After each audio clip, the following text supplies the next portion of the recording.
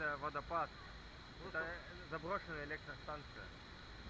Ой, не электростанция, это гидростанция.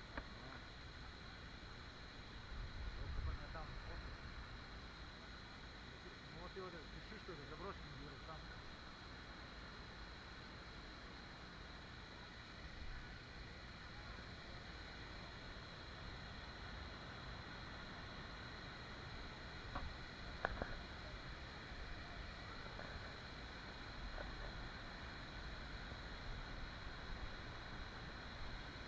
В Ютубе по-другому. В Ютубе по-другому. Да? Вживую гораздо. Ну да ты что-то, конечно. Даже когда знаешь, ты читаешь книги, смотришь фильм, все другое. Каждый же по-своему видит. Это, чувствуешь воздух, это, Как? вода? Да ты им дышать надо. Полезно для легких. Папа, убери мой телефон к себе, чтоб я его не уронил.